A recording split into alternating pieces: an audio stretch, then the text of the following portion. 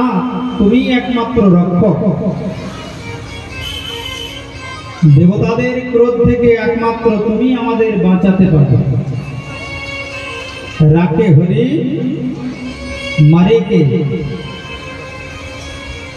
তাই তুমি একমাত্র আমাদের রক্ষাকর্তা, তুমি আমাদের রক্ষা করো।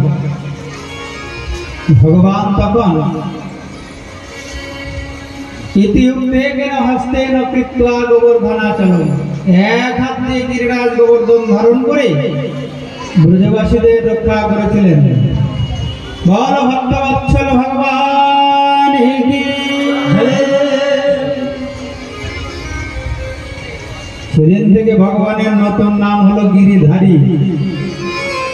আর এদিকে দেবরাজ ইন্দ্রের অহংকার চূর্ণ হয়ে গেল। 7 দিন 7 রাত্রি বর্ষা করেও ব্রজবাসীদের কোনো ক্ষতি করতে পারলেন না। তখন ভগবান শ্রীকৃষ্ণের চরণে এসে শরণ নিলেন।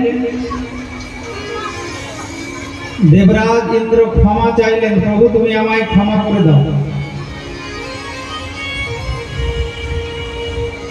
ভগবান বললেন, দেখো ইন্দ্র,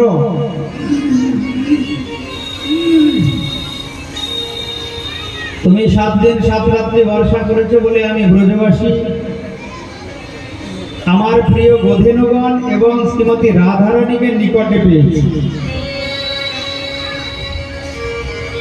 তাই কেউ যদি আমার প্রিয়জনকে আমার নিকটে নিয়ে আসে, তার আমি দোষ দর্শন করি না, তাকে ক্ষমা করে দিই। প্রেমসে বলো, এমনকি তাকে কৃপা করি। যারা এই ভাগবত শুনতে 5 জন 10 জনকে ডেকে নিয়ে আসছে, ভগবান তাদেরকে বিশেষ কৃপা করবে। গিরিরাজ গোবর্ধন ধারণ লীলায় দেবরাজ ইন্দ্রকে তাই ক্ষমা করে দিলেন। তোমার জন্য আমি ব্রজবাসী গোধেনু এবং রাধারানীকে নিকটে পেয়েছি। তুমি যদি বর্ষা না করতে, তাহলে তো আমি রাধারানীকে নিকটে পেতাম না। তাই আমি তোমায় ক্ষমা করে দেব। তাড়াতাড়ি করে দেবরাজ ইন্দ্র স্বর্গ থেকে সুরভি গাভী এনে সুরভি গাভীর দুগ্ধ দ্বারা ভগবান শ্রীকৃষ্ণের অভিষেক করলেন। নমস্তুভ্যং ভগবতে পুরুষায় মহাত্মনে বাসুদেবায় কৃষ্ণায় সত্যতাম পতয়ে।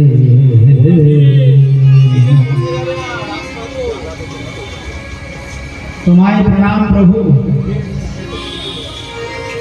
তুমি সর্বান্তর্যামী পুরুষোত্তম তথা সর্বাত্মা বাসুদেব,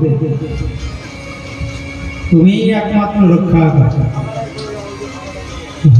দেবরাজ ইন্দ্র ভগবানের চরণে শরণ নিলেন। ভগবান প্রসন্ন হলেন, ইন্দ্র অভিষেক করলেন। ইতি গোকুল প্রতিম গোবিন্দ অভিষিক্ত সহ। রাজন, সেদিন থেকে ভগবানের এক নতুন নাম হলো গোবিন্দ দেব। গবা ইন্দ্র ইতি গোবিন্দ।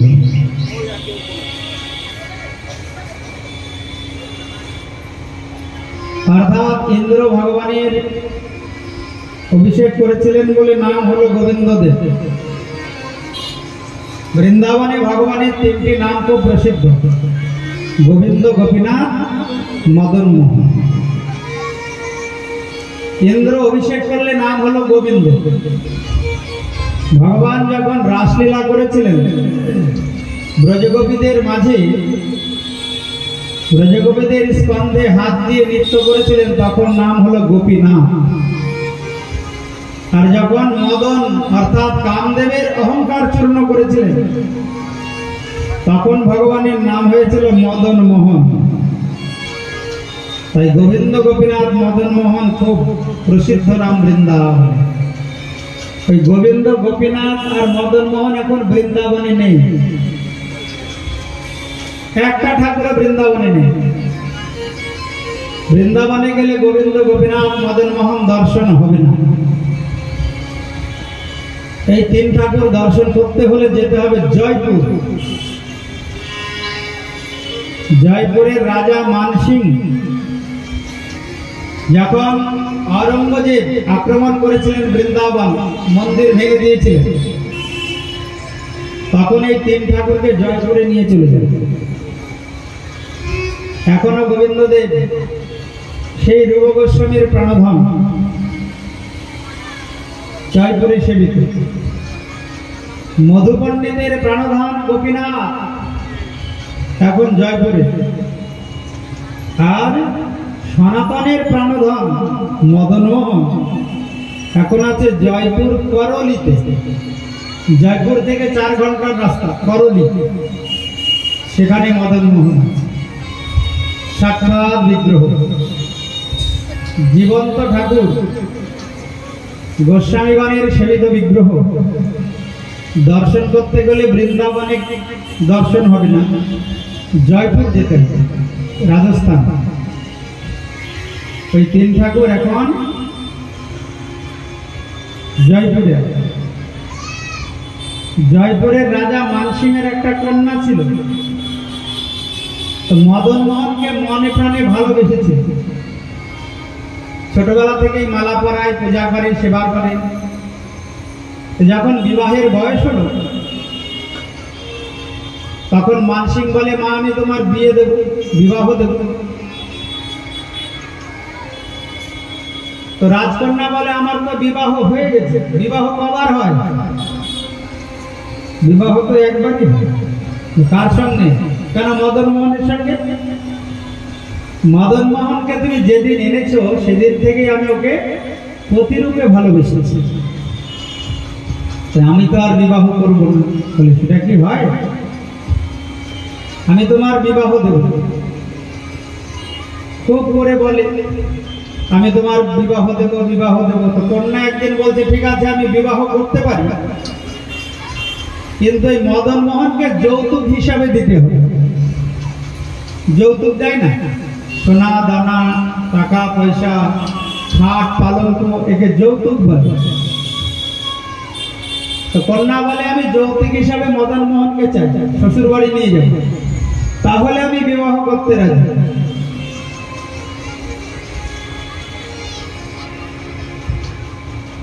তো মানসিং বলছে, ঠিক আছে তাই হবে, কিন্তু তোমাকে একটু পরীক্ষা দিতে হবে। যৌতুক হিসাবে দেব, কিন্তু মদন মোহনের মতো 100টা মদন মোহন বিগ্রহ আমি তৈরি করব, দিয়ে অন্ধকার ঘরে সাজিয়ে রাখবো। কোনটা আসল মদন মোহন যদি খুঁজে দিতে পারো, তাহলে আমি দেব। 100টা মদন মোহন বিগ্রহ তৈরি করে অন্ধকার ঘরে আমি সাজিয়ে রাখবো। তোমাকে খুঁজে নিতে হবে কোনটা আসল মদন মোহন। এবার পরের দিন পরীক্ষা হবে। আগের দিন রাত্রে খুব কান্না করছে রাজকন্যা, মদন মোহন তুমি আমায় কৃপা করো, আমি যেন তোমায় খুঁজে নিতে পারি। তোমাকে তো আমি ছোটবেলা থেকে ভালোবাসি। এইভাবে কান্না করছি, কান্না করতে করতে নিদ্রাচ্ছন্না হয়েছে, ঘুম এসে গেছে। স্বপ্নে মদন মোহন বলছে, কোনো চিন্তা করো না রাজকন্যা, তুমি প্রত্যেকটি বিগ্রহ স্পর্শ করতে করতে আসবে। যখন আমার কাছে আসবে, তখন আমি তোমার আঙুল টেনে ধরবো, তখন জানবে এটা আসল মদন মোহন। এবার রাজকন্যা পরীক্ষা করছে, প্রত্যেকটা বিগ্রহ স্পর্শ করতে করতে যাচ্ছে। যেই আসল মদন মোহনের কাছে এসেছে, সঙ্গে সঙ্গে আসল মদন মোহন আঙুল টেনে ধরেছে। তখন বলছে, পিতা এই যে আমার আসল মদন মোহন আমি খুঁজে পেয়েছি, এই মদন মোহনকে তুমি আমায় যৌতুক হিসাবে দান করবে। ওই জয়পুর থেকে বিবাহ হয়েছিল করলি বলে একটা জায়গায়। সেই মদন মোহন জয়পুর থেকে করলি চলে যায়, ওই কন্যার শ্বশুরালয়। এখনো সেই মদন মোহন সেবিত, এখনো সেই মদন মোহন করলিতেই সেবা গ্রহণ করছে। তাই জয়পুর গেলে গোবিন্দদেব আর গোপীনাথ দর্শন হবে। আর ওখান থেকে করলি গেলে এই মদন মোহন দর্শন গিয়েছ? যাও। কে কে মদন মোহন দর্শন করেছেন হাত তুলুন দেখি। দেখো হাতই ওঠে না, এই মাত্র একজন দুজন। মদন মোহন সাক্ষাৎ বিগ্রহ, গোপীনাথ সাক্ষাৎ বিগ্রহ, আর গোবিন্দদেব রূপ গোস্বামীর প্রাণধাম। গোবিন্দ নাম কবে হলো? যেদিন গোবিন্দ অর্থাৎ ইন্দ্রদেব ভগবানকে অভিষেক করেছিলেন, সেদিন থেকে নাম হলো গোবিন্দ। বলো গোবিন্দ ভগবান কি জয়।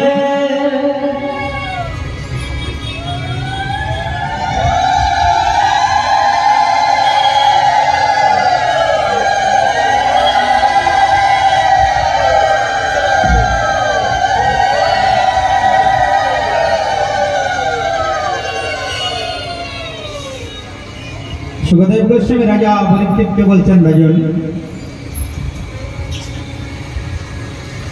জগতে যত ব্রত উপবাস আছে তার মধ্যে সর্বশ্রেষ্ঠ হলো একাদশী ব্রত। এই একাদশী ব্রত করে একবার ভগবান শ্রীকৃষ্ণের পিতা নন্দ মহারাজ যমুনায় গিয়েছিলেন স্নান করতে।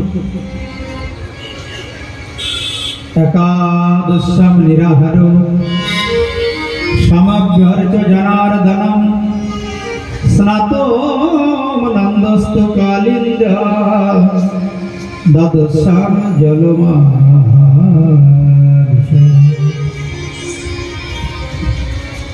দ্বাদশীতে গিয়েছে যমুনায় স্নান করতে, আর যেই যমুনার জলে ডুব দিয়েছে সঙ্গে সঙ্গে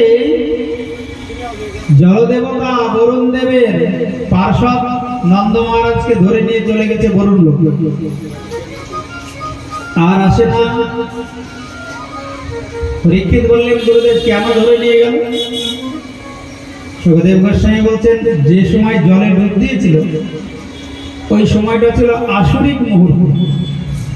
তাই আসরিক মুহূর্তে স্নান করলে বরুণ দেবের চরণে অপরাধ হয়। প্রেম সে বলো। সূর্য উদয়ের পূর্বে 1 ঘন্টা 36 মিনিট হলো ব্রহ্ম মুহূর্ত, তার আগের মুহূর্তকে বলা হয় আসরিক মুহূর্ত। ওই সময় স্নান করা যাবে। ব্রহ্ম মুহূর্তে স্নান করা যায়, সূর্য উদয়ের পরে স্নান করা যায়, কিন্তু আসরিক মুহূর্তে স্নান করলে অপরাধ। ভগবান শ্রীকৃষ্ণ যমুনার জলে ডুব দিয়ে সোজা বরুণ লোকে উপস্থিত হলেন। বরুণ দেবকে বলছেন, তোমার এত বড় সাহস, আমার পিতাকে ধরে এনেছো, এই সাহস তোমার কোথা থেকে হলো? বরুণ দেব হাত জোড় করে বলছে, প্রভু আপনি আমার কথা শুনুন। আচ্ছা বলুন, এই বরুণ লোক কে সৃষ্টি করেছে? আমাকে কে সৃষ্টি করেছে? ভগবান বলছেন, আমি।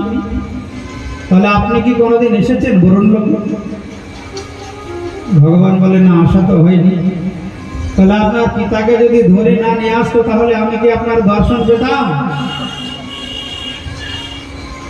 তাড়াতাড়ি করে পাদ্য অর্ঘ্য দিয়ে সেবা করলেন, সিংহাসনে বসালেন। আর নন্দ মহারাজ দূর থেকে দাঁড়িয়ে দেখছে তার পুত্র গোপালের কত সম্মান ওই বরুণ লোকে। নন্দ মহারাজ মনে মনে ভাবছে, তাহলে কি আমার গোপাল ভগবান? দেখে ভগবানের মতো সম্মান করবে। এই জগতে পুত্র কন্যা যদি সম্মানীয় হয়, বড় হয়, তাহলে পরে পিতা মাতার সবচেয়ে বড় আনন্দ হয়। প্রেম সে বলো। পুত্র কন্যার যত সম্মান বাড়বে, মান বাড়বে, তত আনন্দ হবে পিতা মাতা। তাই নন্দ মহারাজের খুব আনন্দ হচ্ছে, আমার গোপালের এত সম্মান বরুণ লোকে। নন্দ মহারাজকে নিয়ে যখন কৃষ্ণ বৃন্দাবনে এলেন, বৃন্দাবনে ঘরে ঘরে ব্রজবাসীদের কাছে গিয়ে বলছে, শোনো, আমার পুত্র কিন্তু ভগবান। আমি দেখেছি বরুণ লোকে তার কত সম্মান। তোমরা সাবধান, গোপালকে আর চোর বলবে না। ব্রজবাসী বলে, দুদিন আগে চুরি করলো আর বলে কি ভগবান। ভগবানের কি কোনো অভাব থাকে চুরি করতে যাবে? চুপ করো, নন্দ মহারাজ, একদম বলবে না তোমার ছেলে ভগবান।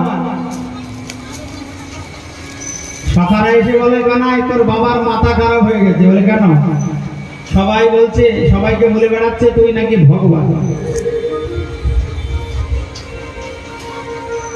ভগবান কখনো কাঁধে চড়ে না কাঁধে করে? এই কানাই, ভগবান কখনো এঁটো খায়? তোর বাবাকে নিষেধ কর ওরকম মিথ্যে কথা বলবে।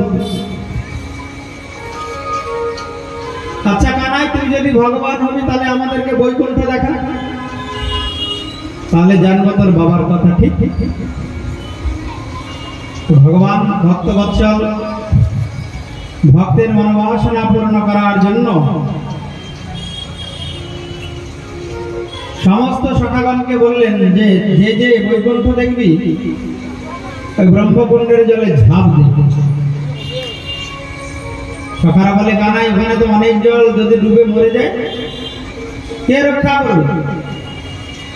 ভগবান বললেন, কোনো চিন্তা নাই, বৈকুণ্ঠ দেখতে হলে ওইখানে ডুব দিতেই হবে। সখারা বলে, কানাই তুই যাবি তো? তুই যদি যাস তাহলে আমরা জলে ঝাঁপ দেব। ভগবান যেই বললেন হ্যাঁ ঠিক আছে আমিও আছি, সঙ্গে সঙ্গে ঝাঁপ দিলেন ওই বৈকুণ্ঠ, এই ব্রহ্মকুণ্ডের জলে।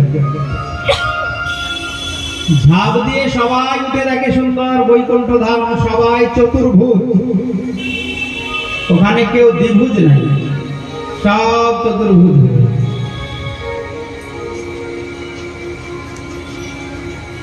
সব চতুর্ভুজ।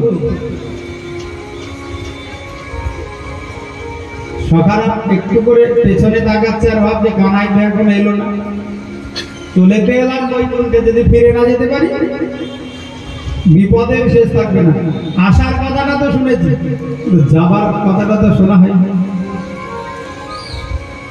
দেখে সবাই এসে গেল, কৃষ্ণ আসেনি, সবাই চিন্তায় পড়ে গেল, এবার কি হবে, আমরা বৃন্দাবনে ফিরবো কি করে?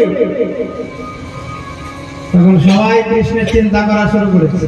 কানাই, এইভাবে আমাদের ফাঁকি দিস না, তুই দেখারে আছিস, থাকিস, চলে আয়। কিছুক্ষণ পরে ভগবান এসে উপস্থিত হলেন। যেই কৃষ্ণ এসেছে সঙ্গে সঙ্গে বৈকুণ্ঠের পার্শ্বদগণ তাড়াতাড়ি করে কৃষ্ণকে ধরে নিয়ে গিয়ে নারায়ণের পাশে বসালেন, চরণ ধৌত করে দিলেন, সেবা দিলেন, আরতি করলেন।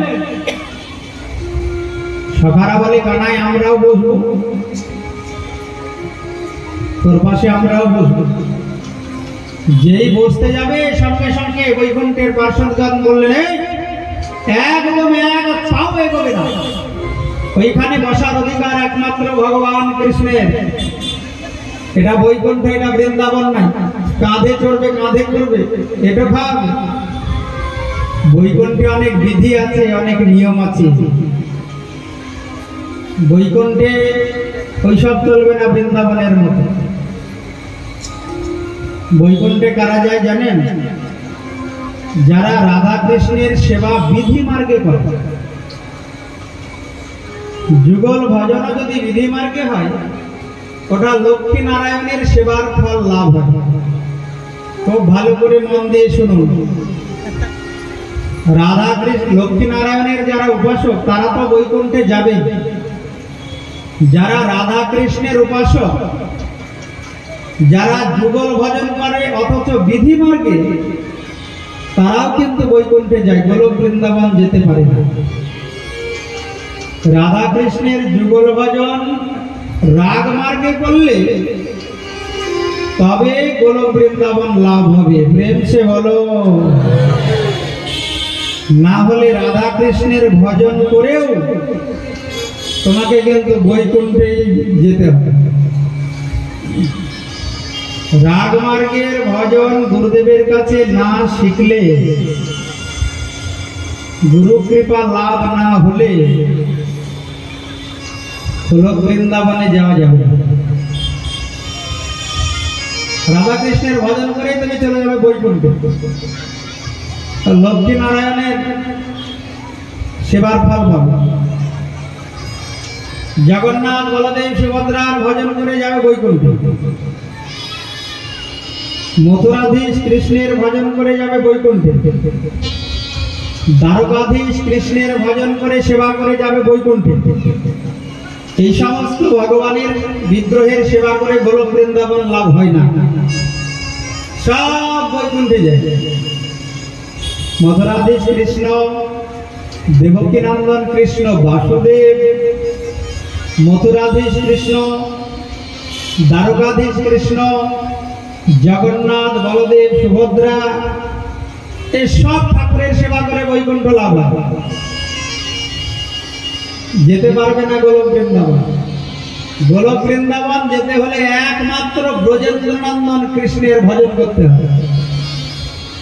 মধুর রসাশ্রিত যুগল ভজন, বৃন্দাবনের নবীন মদন, কাম বীজ কাম গায়ত্রী যার উপাসন।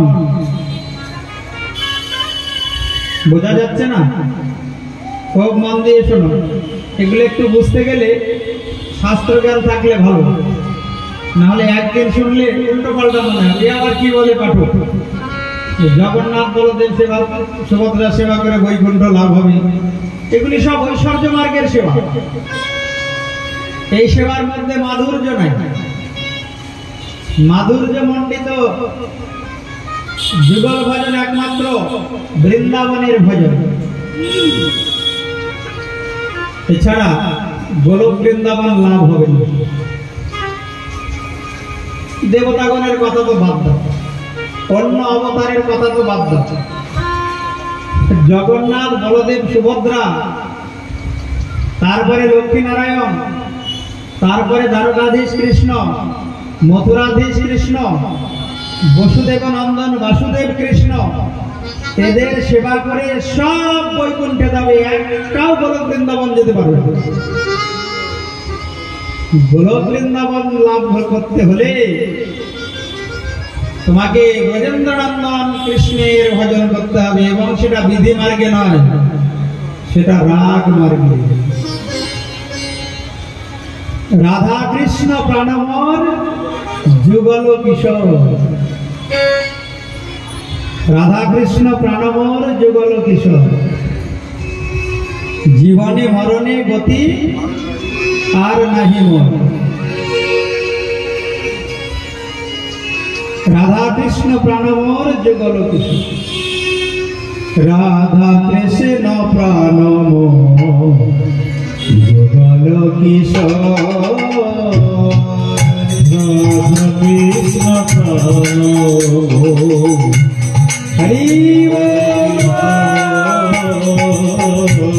রাধা কৃষ্ণ প্রাণমর যুগল কিশোর, জীবনে মরণে গতি আরে নাহি মোর, জীবনে মরণে গতি আর নাহি মোর।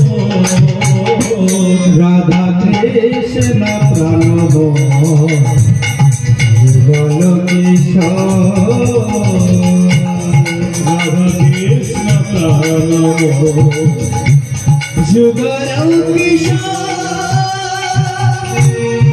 কালিন্দির ফুলে কেলি কদম্বের বন, কালিন্দির ফুলে কেলি কদম্বের রতন বেদির বসাবো দুজন, রতন বেদির বসাবো দুজন। রাধা কৃষ্ণ প্রাণমর যুগল কিশোর, রাধা কৃষ্ণ বলো কৃষ্ণচন্দ্র ভগবান কি শ্যাম গৌরী অঙ্গে দিব চুয়া চন্দনের গন্ধ শ্যাম গৌরী অঙ্গে দিব চন্দনের গন্ধ শ্যাম গৌরী অঙ্গে দেব চুয়া চন্দনের গন্ধ শ্যাম গৌরী অঙ্গে দিব চন্দনের গন্ধ আমি চামর ঢোলাব কবে হেরিব মুখ চন্দ্র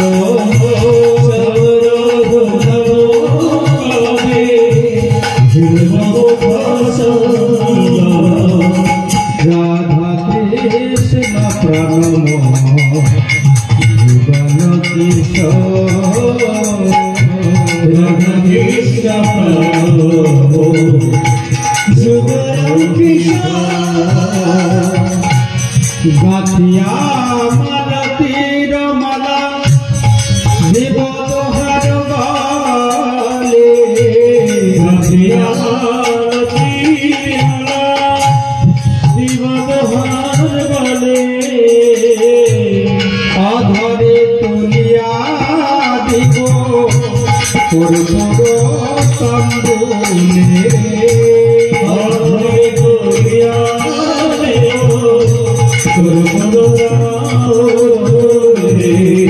রাধা কৃষ্ণ প্রণব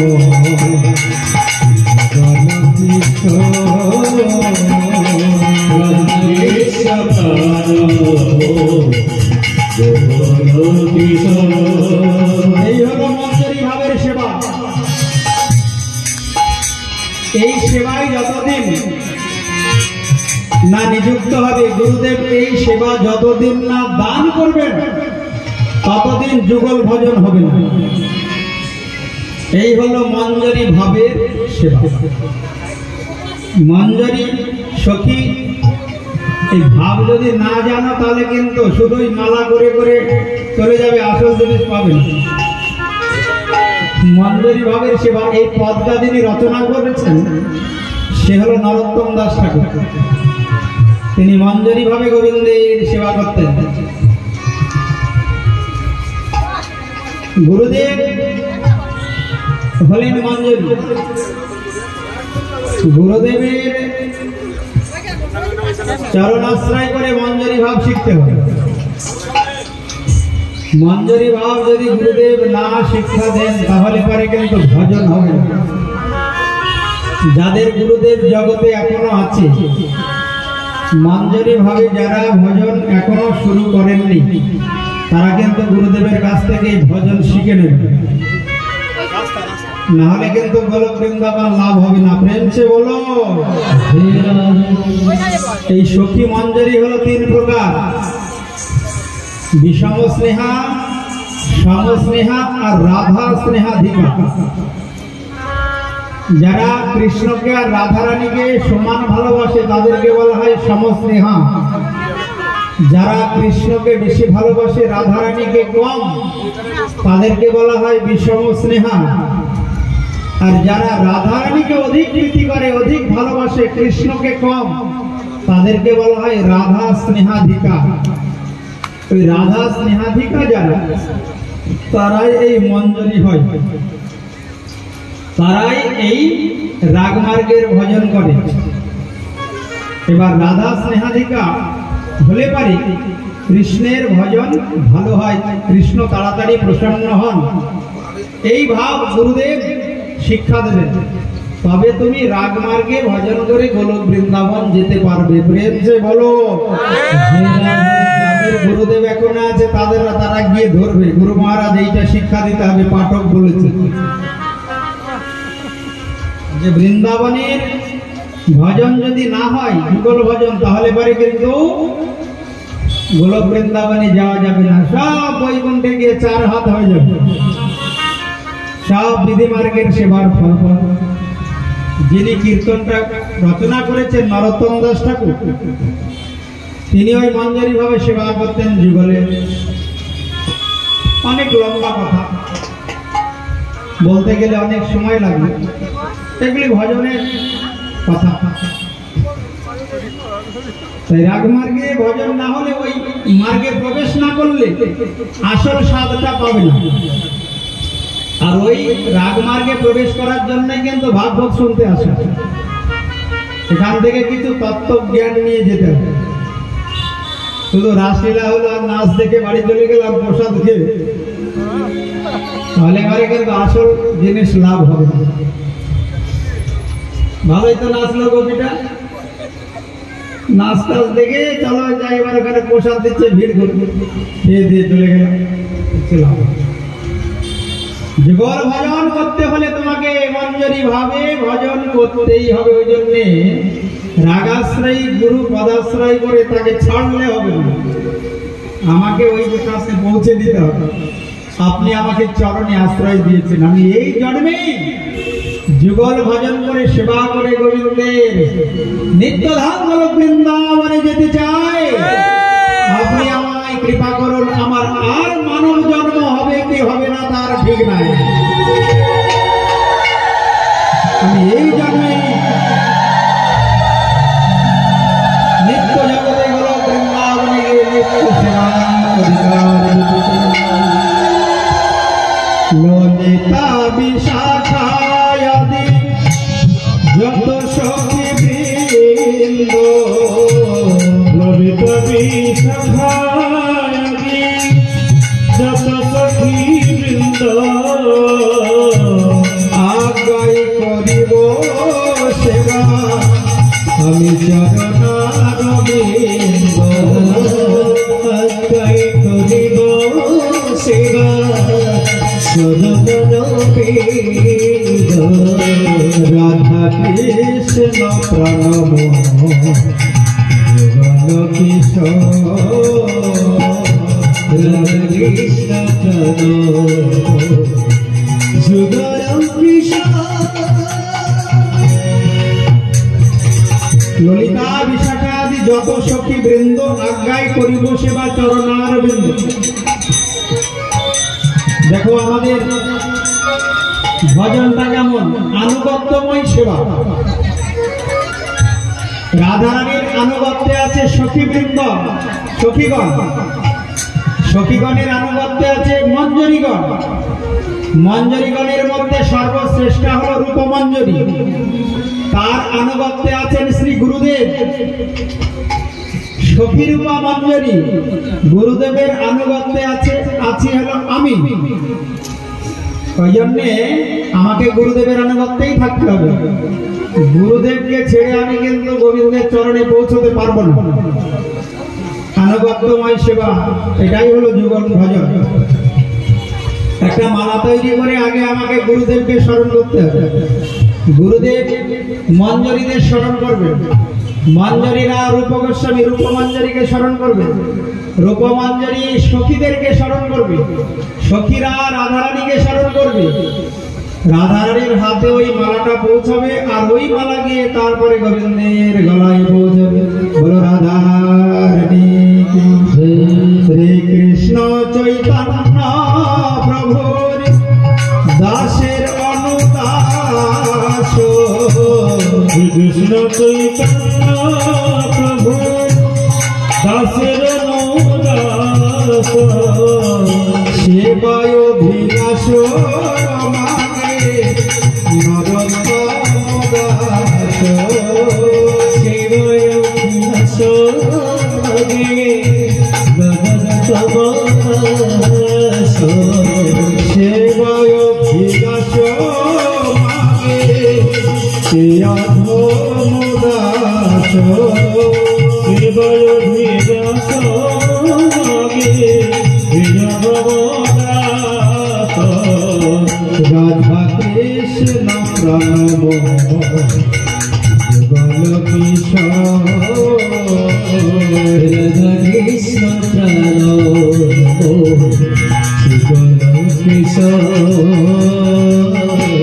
জীবনে মরণে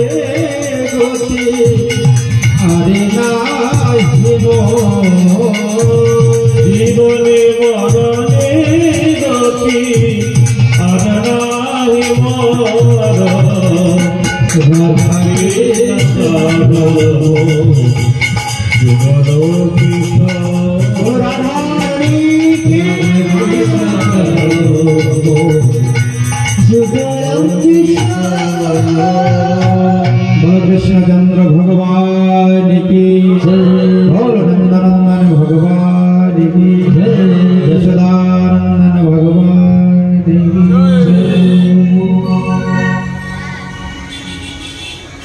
তাই বৃন্দাবনের ভজন হলো যুগল ভজন মধুর রসাশ্রিত ভজন। যে বৃন্দাবনে ভগবান 11 বছর লীলা করেছিলেন, সমস্ত লীলার মধ্যে সর্বশ্রেষ্ঠ লীলা ভগবানের রাসলীলা। সুখদেব গোস্বামী রাজা পরীক্ষিত ওই রাসলীলা বর্ণন করছেন।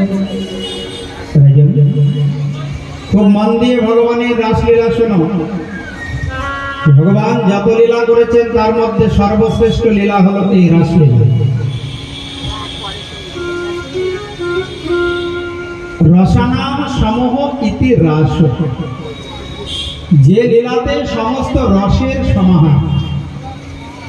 ভগবানের 12টি রস আছে, 5টি মুখ্য রস, 7টি গৌণ রস। 5টি মুখ্য রস হল শান্ত, দাস্য, সূক্ষ্ম, বাৎসল্য, মধুর। আর 7টা গৌণ রস হাস্য, করুণ, অদ্ভুত, ভয়ানক, বীর, বিভৎস, রুদ্র। এই দ্বাদশ রসাত্মক হল ভগবান অখিল রসামৃত সিন্ধু ব্রজেন্দ্র নন্দন কৃষ্ণ। প্রেম সে বলো। দেখো এটা কিন্তু রসঘন মূরতি ভগবান শ্রীকৃষ্ণের লীলা কথা। রস বৈশহ হে বায়াম লব্ধানন্দ ভবতি। এ রস কোন জড় রস নয়, এ রস চিন্ময় রস।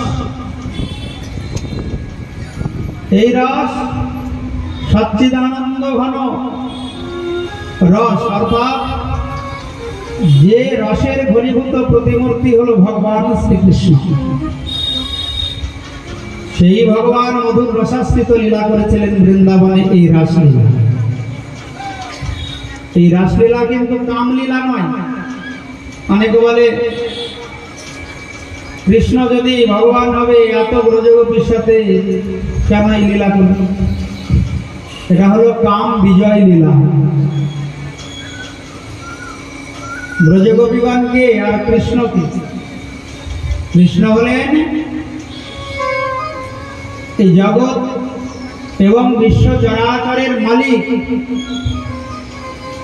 তিনি হলেন অংশী, আর ব্রজগোপীরা হলো তার অংশ। যেমন অগ্নি আর তার স্ফুলিঙ্গ, সূর্য আর তার কিরণ কণা, যেমন এই দেহ তার একটা অংশ হলো হাত। দেহটা থেকে কি হাতটা আলাদা? হাতটা তো দেহেরই অংশ নাকি? তো দেহটাকে যেমন তুমি সেবা করবে, হাতটা তো সেবায় লাগবে। স্নান করার সময়, খাবার সময়, সাবান মাখার সময়, শ্যাম্পু করার সময় হাতটা তো কাজে লাগবে। তাহলে দেহটা অংশী আর এই হাতটা হলো অংশ। তদ্রূপ অংশী হলেন ভগবান শ্রীকৃষ্ণ আর অংশ হলো ব্রজগোপীগণ।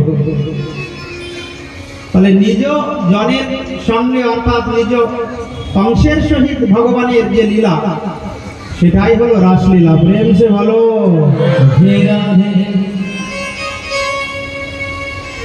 নিজের দেহের অংশের সাথে যদি কেউ খেলা করে কোনো দোষ লাগবে? কেউ কিছু বলবে? তো নিজের হাত, ওই হাত দিয়ে ভালো কাজও করতে পারে, খারাপ কাজও করতে পারে। লুডুও খেলতে পারে, তাসও খেলতে পারে, আবার হরিনামও করতে পারে। এটা তার ব্যক্তিগত ব্যাপার। তাহলে দোষ কোথায়? তদ্রূপ ভগবান বলেন অংশী আর ব্রজগোপীগণ তার অংশ। ভগবান নিজের সঙ্গে নিজে লীলা করেছেন। রাধারানীকে, রাধারানী তো ভগবান শ্রীকৃষ্ণেরই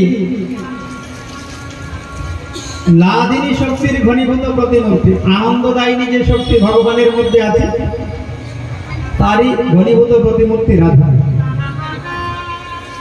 রাধা কৃষ্ণ একই আত্মা, দুই দেহ ধরি অনন্যে বিলাস রস আস্বাদন করবে। একটা আত্মা দুটো দেহ ধারণ করেছে, একটা রাধা একটা কৃষ্ণ। একটা আত্মার সঙ্গেই যদি কেউ রমণ করে, আনন্দ করে, লীলা করে, তাহলে দোষ কোথায়? শুধু লীলা করার জন্য দুটো দেহ তৈরি।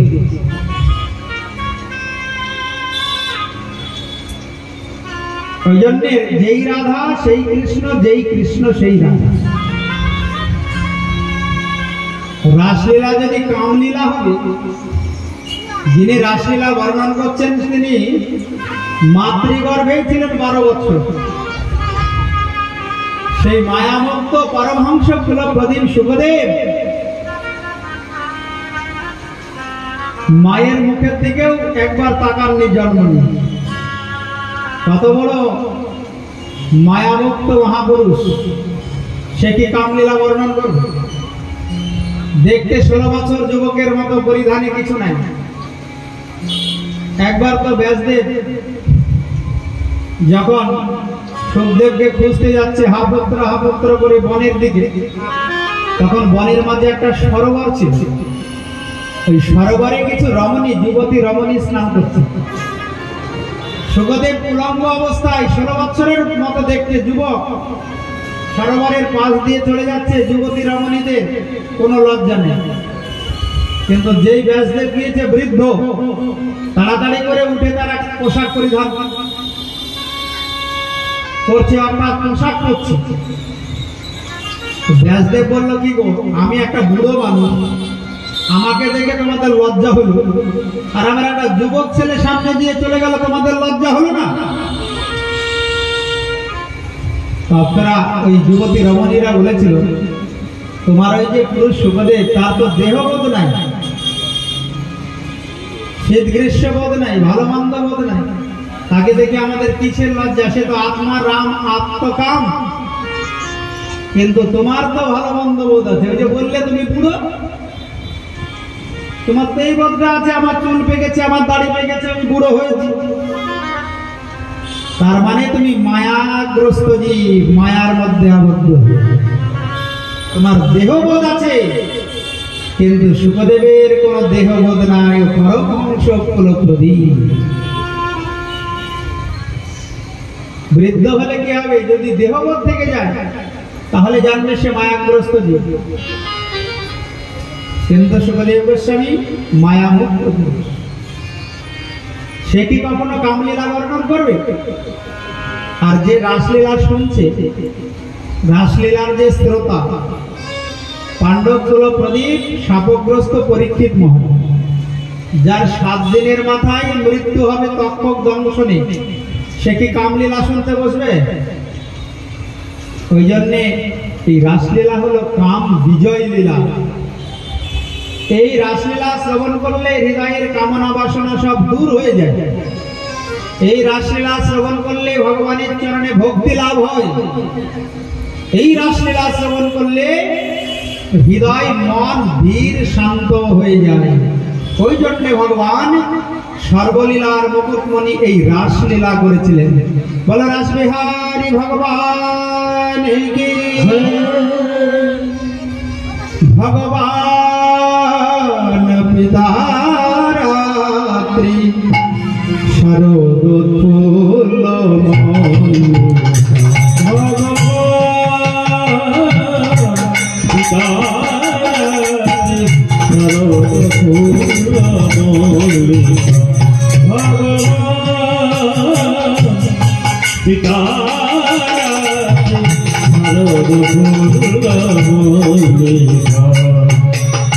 বিশ্বরন্ত মনশ্চক্রে যোগ মায়ামুপাশ্রিত বিশ্বরন্ত মনশ্চক্রে যোগ মায়ামুপাশ্রিত ভগবান পিতারাত্রি শরদোৎফুল্ল মল্লিকা ভগবান পিতারাত্রি শরদোৎফুল্ল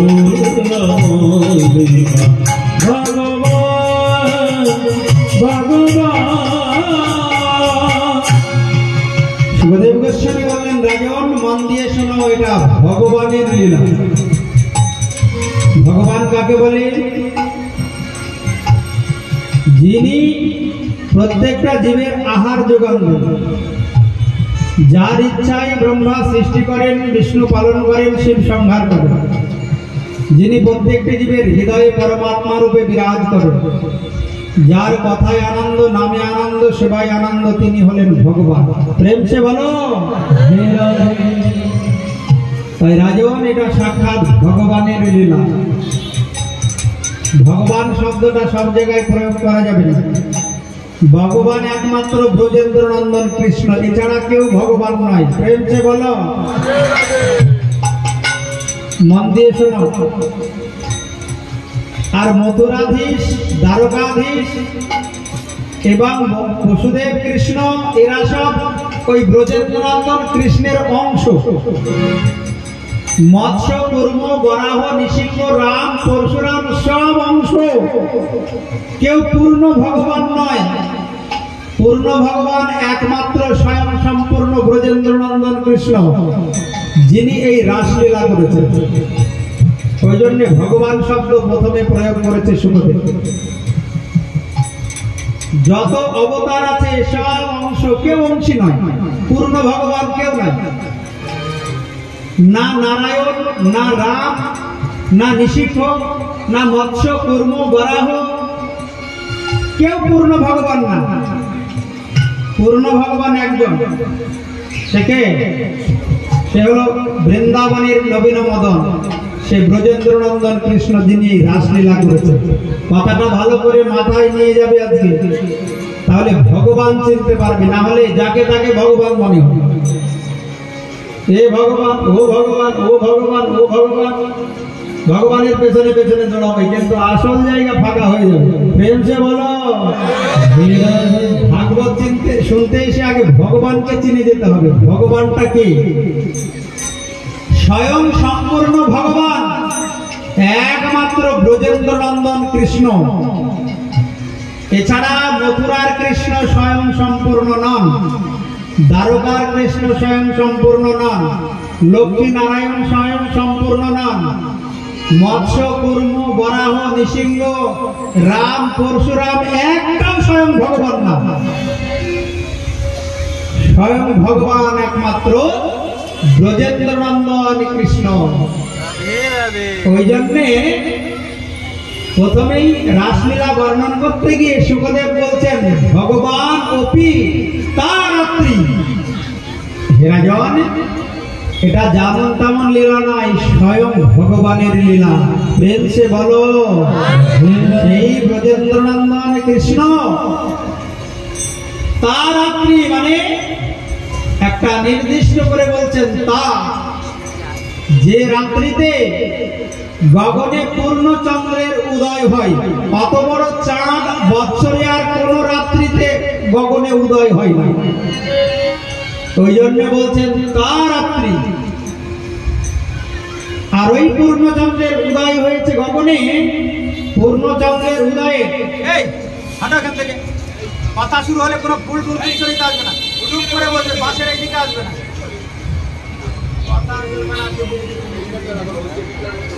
কাউকে আসতে দেবে না, এদিকে বাসের দিকে কাউকে আসতে দেবে। বলো রাধারানী কি সুখদেব গোস্বামী রাজা পরীক্ষিতকে স্বয়ং ভগবানের লীলা শোনাচ্ছে। রাজন, ওই ব্রজেন্দ্র নন্দন কৃষ্ণ লক্ষ্য করলেন গগনে পূর্ণচন্দ্রের উদয় হয়েছে। পূর্ণচন্দ্রের উদয়ে বৃন্দাবন আলোকিত, উদ্ভাসিত। বৃন্দাবনে হয়েছে ষড় ঋতুর আগমন। গ্রীষ্ম, বর্ষা, শরৎ, হেমন্ত, শীত, বসন্ত। এই যে বৎসরে ৬টা ঋতু, ওই ৬টা ঋতুই ওই রাত্রে বৃন্দাবনে একসঙ্গে উপস্থিত হয়েছে। ষড় ঋতুর আগমন। দেখুন রাত্রিটা কত সুন্দর। আর ষড় ঋতুর আগমনে বৃক্ষগণ ফুলে ফলে পরিপূর্ণ হয়েছে। আর ফুলে ফলে পরিপূর্ণ হয়েছে বলে ভ্রমরগণ ওই রজনীতে গুনগুন গুনগুন গুনগুন গুনগুন করে গান গাইছে। আর যমুনায় ফুটেছে সুন্দর পদ্ম ফুল, কোকোনাট। চন্দ্রের কিরণে যমুনার জল ঝলমল ঝলমল ঝলমল করছে। বৃন্দাবনে বইছে মৃদুমন্দ পবন, সুন্দর বাতাস। ওই সুন্দর রজনী লক্ষ্য করে ভগবানের মনে এই রাসলীলা করার বাসনা হয়েছে। রাম অবতারে যখন ভগবান বনবাসে ভ্রমণ করছেন, রামচন্দ্র 60,000 ঋষি তারা রামচন্দ্রকে প্রতিরূপে লাভ করতে চেয়েছিলেন। রামচন্দ্র বলেছিলেন, এই অবতারে আমি এক পত্নী ব্রতধারী, এক সীতা ছাড়া কাউকে আমি পত্নী রূপে চরণে আশ্রয় দিতে পারবো না। তোমাদের এই মনোবাসনা আগত দাপর যুগে কৃষ্ণ অবতারে কৃষ্ণ লীলায় পূর্ণ হবে। ওই 60,000 ঋষি তারা ব্রজগোপী হয়ে এসেছিলেন। আর ভগবান সুন্দর রজনী দর্শন করে তাদের মনোবাসনা পূর্ণ করার জন্য বংশীধ্বনি করলেন। ব্রজগোপীগণ বংশীধ্বনি শুনে পাগলিনী হয়ে গেল। ভগবান এমন ভাবে বংশীধ্বনি করছেন, হে রাজন, ওই বংশীধ্বনিতে ভগবান ব্রজদেবীগণের মন হরণ করে নিলেন। বংশীর এতই মহিমা, ভগবান শ্রীকৃষ্ণের বংশীধ্বনি যে একবার কর্ণে শ্রবণ করবে, সে পাগল পাগলিনী হয়ে যাবে। প্রেম সে বলো, স্থির থাকতে পারবে না, ক্ষমতা নেই। বংশীর কলতানে পবন রহিয়া শোনে, যমুনা বহয়ে উজান। ভগবান যখন বংশীধ্বনি করেন বা করতেন, তখন বাতাস স্থির হয়ে যেত, আর বাতাস চলাফেরা করতে পারে না। যমুনার জল জমে বরফ হয়ে যেত। যমুনার জলে যে সমস্ত রাজহংস খেলা করত, রাজহংসের পাগুলো আটকে যেত বরফে, ছটফট ছটফট ছটফট করত। আর যমুনা বহয়ে উজান, যমুনা মনে মনে ভাবতো আমি উজান পানে বেয়ে যাব, আর যে এমন সুন্দর মধুর সুরে বংশী বাজায়, গিয়ে তার দুটি চরণ ধৌত করে দেবো। প্রেম সে বলো, এটা যমুনার মনে বাসনা হতো। যাই তো, যে এত সুন্দর বাঁশি বাজায়, তার চরণ দুটি আমি একটু ধৌত করে দিয়েছি। এই হলো ভগবানের বংশীর মহিমা। এই বংশীর জন্ম হলো কোথা থেকে, এত কেন মহিমা বর্ণন করতে গেলে 10টা পার হয়ে যাবে। যা লীলার কথা আমার আছে, আমি বংশীর মহিমাটা ওই শর্ট লেগে বলবো কমিউনিটি হলে। আজকে বলতে গেলে 10টা পর্যন্ত টাইম বেঁধে দিয়েছি, তার বেশি যাওয়া যাবে না, পুলিশ চলে আসবে। ওই জন্য 10টার মধ্যে শেষ করতে হবে। ভগবানের বংশীর মহিমা শুনলে বুঝতে পারবে ভগবানের হাতে বংশী থাকে, আর বংশী দিয়ে ভগবান কি কাজটা করেন। অন্তত 30 মিনিট লাগবে। মুরলী, বংশী আর বেনু, এই তিনটির মহিমা বলতে। ভগবানের হাতে 3 প্রকার বাঁশি থাকতো। একটার নাম বংশী, একটার নাম মুরলী, একটার নাম হলো বেনু। আজকে বলবো না, এই 8 তারিখ থেকে ভাগবত আছে কমিউনিটি হলে, সল্ট লেগে, সেখানে বলবো। এক এক জায়গায় এক এক বিষয় আস্বাদন হবে। এক জায়গায় সব বললে তো টাইম পাওয়া যাবে না। ওইখানে ওই ঘটনাগুলো বলবো। রাসলীলার দিন সবাই যাবেন ওইখানে, তাহলে পরে অনেক কথা শোনা যাবে। প্রেম সে বলো। তাই ভগবান বংশীধ্বনি করলেন, নিশাম্য গীতম তদনাঙ্গ বর্ধনম ব্রজ স্ত্রী কৃষ্ণ গৃহী তোমার। সুখদেব গোস্বামী বলছেন, রাজন, ভগবান যখন সুন্দর রজনী লক্ষ্য করে বংশীধ্বনি করিলেন, ব্রজস্ত্রীয় কৃষ্ণ গৃহীত মানুষ, ভগবান ব্রজদেবীগণের মনটাকে হরণ করে নিলেন, দেহে আর মন নাই। তারা চিন্তা করলো আমাদের প্রাণনাথ বংশীধ্বনি করে ডাকছে, আজকে আমাদের মনের স্বাদ পূর্ণ হবে, তাই আমরা সব ছেড়ে তার চরণেই শরণ নিই। আজগ্ম রান্নান্ন মলক্ষিত উদ্যম। ব্রজদেবীগণ আসছেন, হে রাজন কিভাবে দেখো একজন আরেকজনকে দেখতে পাচ্ছেন। সযত্র কান্ত জগলো লোকুন্দল, জগ অর্থাৎ এমন বেগে এমন ভাবে তারা ধাবিত হচ্ছে, তাদের এক কর্ণে কুণ্ডল আছে আর এক কর্ণে নাই, এক চোখে কাজল আছে আর এক চোখে নাই, এক পায়ে আলতা আছে তো আর এক পায়ে নাই। এইরকম ভাবে পাগলিনী হয়ে গোবিন্দের চরণ প্রান্তে ছুটে চলেছে। এইরকম পাগলিনী না হলে কখনো গোবিন্দ মেলে? পাগলিনী হতে হবে ভগবানকে পেতে হলে। প্রেম সে বলো। এই জগতে কিন্তু সবাই পাগল, কেউ খাওয়ার পাগল, কেউ ঘোরার পাগল, কেউ টাকার পাগল, কেউ হরিনামের পাগল, আবার কেউ ভগবানের চিন্তায় পাগল। আসল পাগলকে বলতো যারা এই ব্রজগোপীর মতো ভগবানের জন্য পাগল। প্রেম সে বলো। আমরাও কিন্তু পাগল, না হলে এখানে এসেছি কেন? এখানে যারা বসে আছে দাঁড়িয়ে আছে সবাই পাগল। কার জন্য? ভগবানের কথা শ্রবণের জন্য, ভগবানের জন্য। এই পাগল হলে লাভ আছে জগতে, আর অন্য কিছুর জন্য পাগল হলে দুঃখ পেতে হবে। প্রেম সে বলো। ভগবানের জন্য পাগল হলে লাভ আছে। এছাড়া বাড়ি গাড়ি জমি জায়গা বিষয় ভোগ সম্মান প্রতিষ্ঠা এসবের জন্য পাগল হলে দুঃখ পেতে হবে। আসল পাগল তো তারাই যারা ভগবানের জন্য পাগল। তাই তো ব্রজদেবীগণ পাগলিনী হয়ে ছুটে আসছে কোথায়?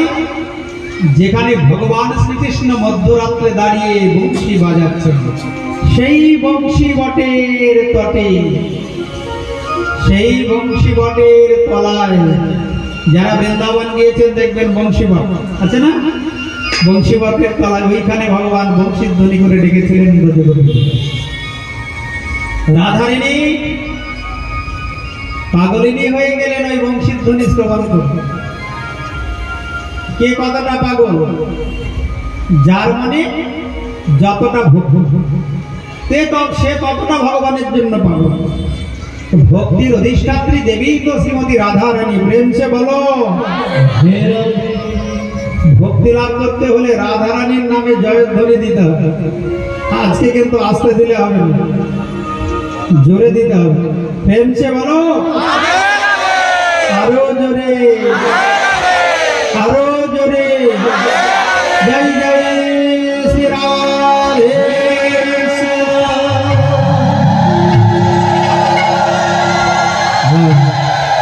ঠিক আছে,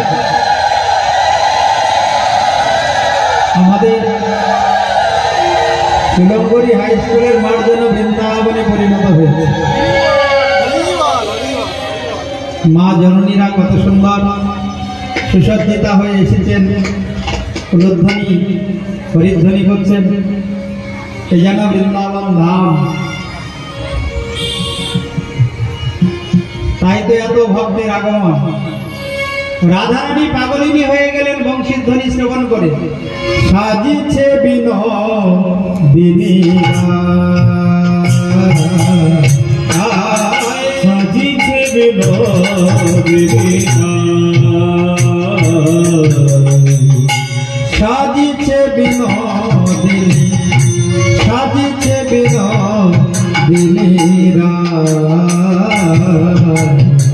সাজিছে বিনোদিনী, সাজিছে বিনোদিনী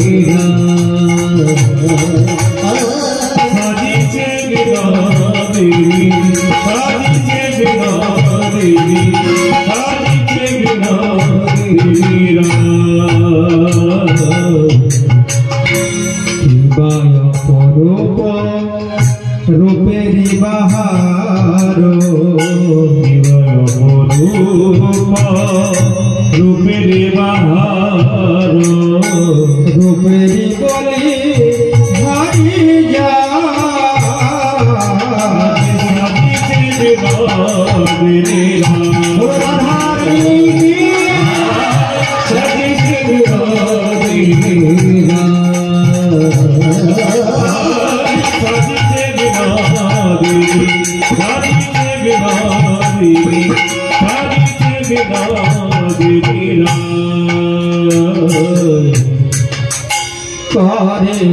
কঙ্কন বাজিছে কনন করেরি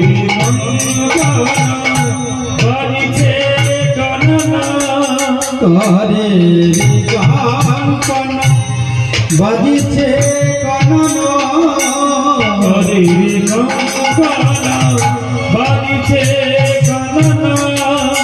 চরণেন পুরী বাজে ঝনন ঝনন চরণের পুরী বাজে ঝনন ঝনন আজি চরণেন পুরী বাজে ঝনন ঝনন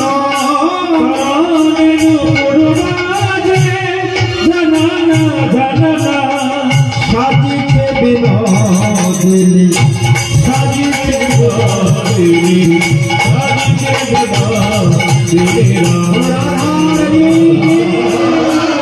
সহিছে বিনোদিনী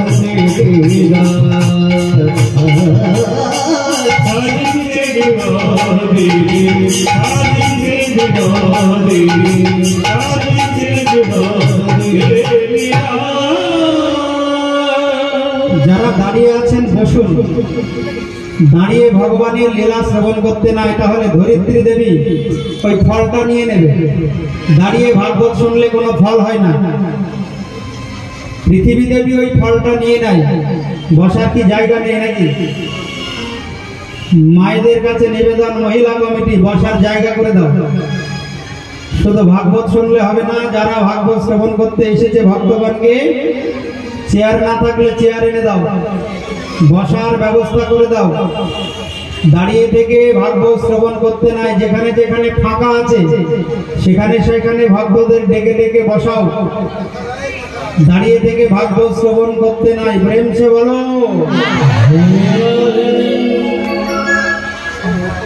জয় রাধে জয় জয় মাধব দইতে জয় রাধে জয় জয় মাধব দইতে। সবাই সামনের দিকে একটু সরে আসুন। জয় রাধে জয় জয় মাধব দইতে জয় রাধে জয় জয় মাধব দইতে। গোকুল তারুণী মন্ডল মহিতে রাধে গোকুল তারুণী মন্ডল মহিতে রাধে জয় জয় মাধব দইতে জয় রাধে জয় জয় মাধব দইতে।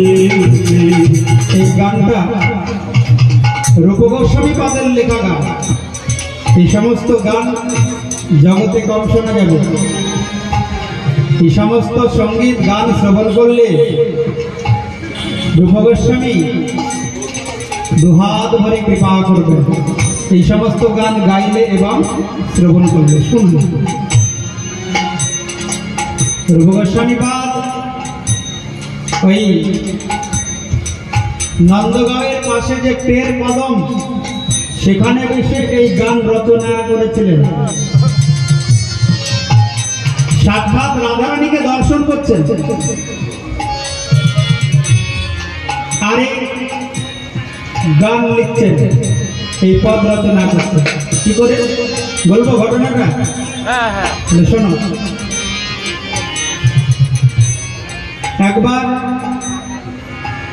নন্দগাঁওয়ের পাশে টের কদম, যেখানে ভগবান গোচারণে গিয়ে টের মানে ডাকা, বোধেনুমানকে ডাকতেন বংশীধ্বনি করে, ধবলি শ্যামলি চামেলি বলে। কদম্ব বৃক্ষে উঠে ওই কদম্বের নাম হলো টের কদম। সেখানে বসে রূপ গোস্বামী পাদ ভক্তি রসামৃত সিন্ধু লিখছেন। ভক্তি রসামৃত সিন্ধু বলে একটি গ্রন্থ আছে। আর নন্দগাঁয়ে ভজন করতেন সনাতন গোস্বামী, বড় ভাই। তো রূপ গোস্বামী পাদের একবার মনে হলো যে দাদা আসে একটু সেবা দিতে পারি না? একটু যদি ক্ষীর হতো, পরমান্ন পায়েস, তাহলে আমি জ্যেষ্ঠ ভ্রাতা আসলে সেবা দিতাম। মনে মনে কেমন ভেবেছে, সঙ্গে সঙ্গে শ্রীমতী রাধারানী ছোট্ট বালিকা রূপ ধারণ করে ক্ষীর নিয়ে উপস্থিত। রূপ গোস্বামীকে বলছেন, বাবা, আমার মা তোমার জন্য একটু ক্ষীর পাঠিয়ে দিয়েছি, এই ক্ষীর তুমি সেবা করবে।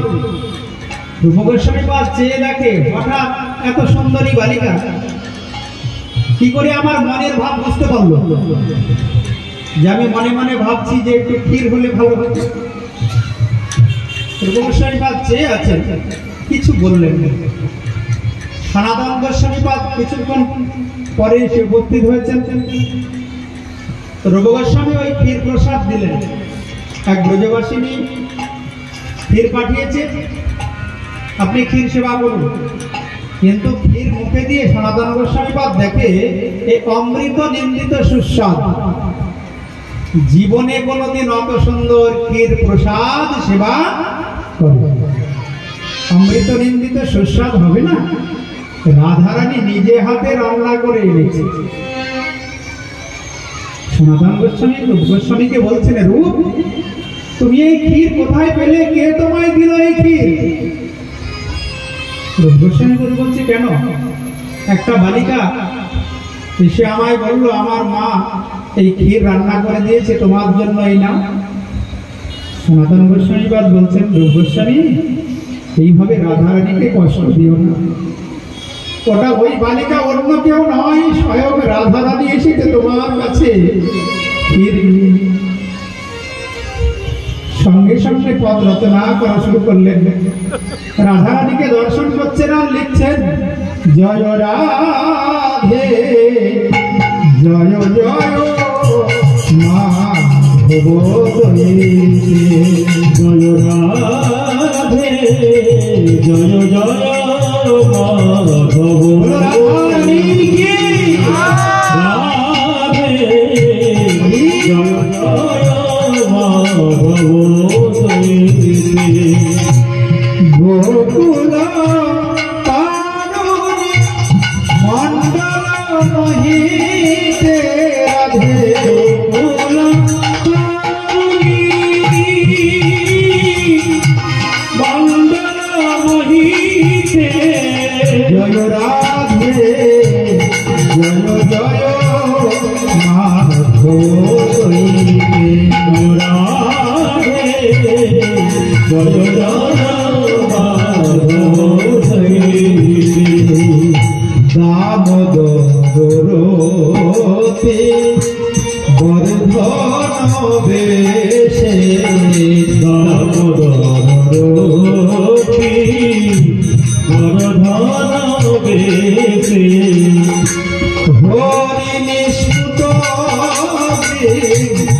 দাবি পিনেশে রাধে, হরি নিষ্কুটমগি দাবি পিনেশে, নব শশিলেকে নব শশিলেকে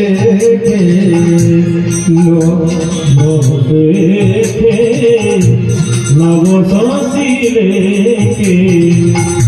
ললিতা সখী গুণ বিরহ গীতে, ললিতা সখী গুণ রবি কবিতাকে, করুণা গুরুমানি রাধে,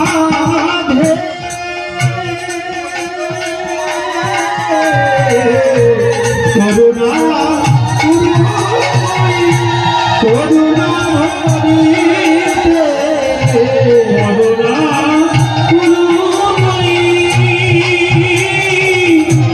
করুণা গরিতে,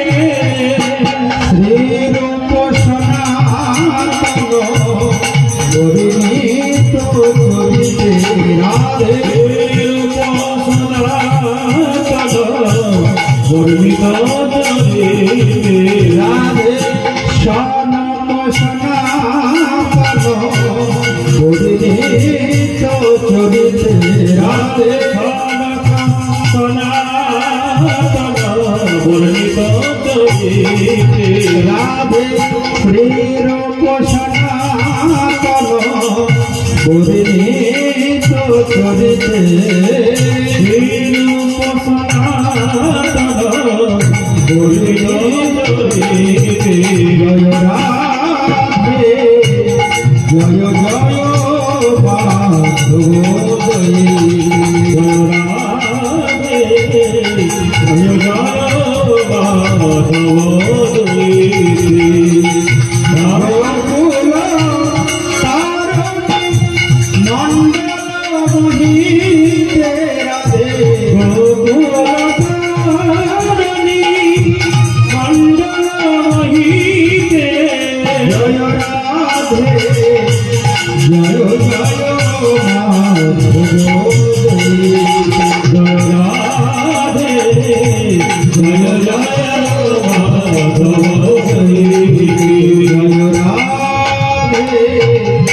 জয় জয় মাধব বল রাধা রানী কি জয়। রাধা রানী ভগবানের চরণে এসে উপস্থিত হলেন ওই বংশীধ্বনি শ্রবণ করুন। ভগবান সমস্ত ব্রজদেবীগণকে রাজন অভিনন্দন জানালেন। স্বাগতম মহাভাগা প্রিয়ম কিম করবাণি বহ। হে ব্রজদেবীগণ, এত গভীর রজনীতে তোমরা কেন বনের মাঝে এসেছো? তোমাদের বাড়িতে কি কোনো বিপদ হয়েছে? তোমরা বনের মাঝে এসেছো কেন এত রাত্রে? রজনীশা ঘোর রূপা ঘোর সত্য নেশায় বিতা। এখন ঘনঘোর রজনী মধ্যরাত্রি, এত রাত্রে বনের মাঝে আসা উচিত হয়নি। এই বনে অনেক হিংস্র জন্তু জানোয়ার ঘোরাফেরা করে, তোমাদের বিপদ হতে পারে। প্রতিজাত ব্রজম নেহ স্থেয়ম স্ত্রী সমধ্যমা। তোমরা চলে যাও। তোমরা দেখতে বড় সুন্দরী, রূপবতী, গুণবতী, এত মধ্যরাত্রে তোমাদের এখানে থাকা উচিত হবে। তোমরা চলে যাও। প্রতিজাত। তোমরা যদি এখন তাড়াতাড়ি ঘরে না ফিরে যাও তাহলে পিতা মাতার চিন্তা করবে। মাতরঃ পিতরঃ পুত্রা ভাতু ভ্রাতর প্রতয়শ্চ বহ। সবাই চিন্তা করবে, ও বুঝেছি, বনের শোভা দেখতে এসেছো। দৃষ্টম বনম কুসুমিতম রাকেশ কররঞ্জিতম। সুন্দরবনের শোভা তো দর্শন হলো, এবার যাও। তোমাদেরকে দেখে মনে হচ্ছে সবারই ঘরে পতি আছে। দেখো, নিজ পতি ঘরে থাকতে কখনো অন্য কোথাও যেতে নাই। একটা মন একজনকেই দেওয়া যায়। তোমরা নিজ পতির চরণে মন দিয়ে নিজ পতির সেবা করো। ঘরে ফিরে যাও। ভর্তুঃ শুশ্রূষণাম স্ত্রীণাম পরধর্ম হে মায়া। পতিব্রতা রমণীর ধর্ম হচ্ছে নিজ পতির সেবা করা। নিজ পতি থাকতে কেউ যদি পরপতির দিকে মন দেয় তাকে অনন্তকাল নরক যন্ত্রণা ভোগ করতে হবে। দেখো ব্রজদেবীগণ, দুঃশীল দুর্ভাগ বৃদ্ধ জড় রোগী অধনপি বা। স্বামী যদি দুঃশীল হয়, দুর্ভাগ হয়, বৃদ্ধ হয়, মানে সে যদি বৃদ্ধ হয় এবং মূর্খ হয়, জড় মানে মূর্খ। আবার কৃষ্ণ বলছেন যদি অধনপিবা মানে দরিদ্রও হয়, তবুও নিজ পতিকে ত্যাগ করতে নাই। প্রেম সে বলো পতি স্ত্রীবীর নহে অন্তত লোকেশ্বরভি পাতকি। তাহলে তাকে পাতকি বলে। নিজ পতিকে ছেড়ে যদি অন্য কোনো পরপতির প্রতি মন দেয় কেউ, তাহলে তাকে নরক যন্ত্রণা ভোগ করতে হয়, তাকে পাতকি বলা। ব্রজগোপীগণ বললেন ঠিক আছে, এবার আমাদেরকে একটু বলতে সুযোগ দাও। বল। রাধারানী এবং ব্রজদেবীগণ বলছেন, দেখো এই জগতে পতিকে পতি বলতে একমাত্র তুমি। তুমি আমাদের জন্ম জন্মান্তরের পতি। আর ঘরে যেগুলো আছে এক জন্মেই সম্বন্ধ শেষ, কটা দিন পরে ফটো হয়ে যাবে, সাথে যাবেও না, গিয়েও খোঁজ নেবে না। আর তুমি আগে ছিলে, এখন আছো, সঙ্গেও যাবে, পরের জন্মেও হৃদয় মাঝে থাকবে। তাই জন্ম জন্মান্তরের প্রতি একমাত্র তুমি। প্রেম সে বলো, এইবার বলো আমরা ভুল করেছি না ঠিক করেছি?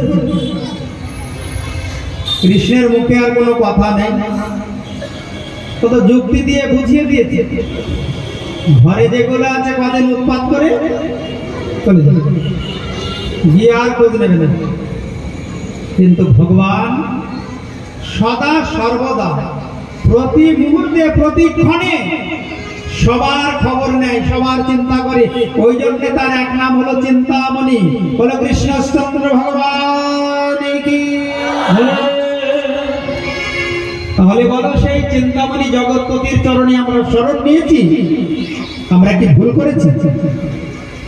এই জগতে এমন কেউ নাই যে কাউরি চিন্তা সব সময় করে, আছে? সব সময় চিন্তা করবে, 24 ঘন্টা চিন্তা করবে, কাউরি আছে? কিন্তু ভগবান চিন্তামণি প্রত্যেকটা জীবের সব সময় চিন্তা করে। ওই জন্য তার নাম চিন্তামণি।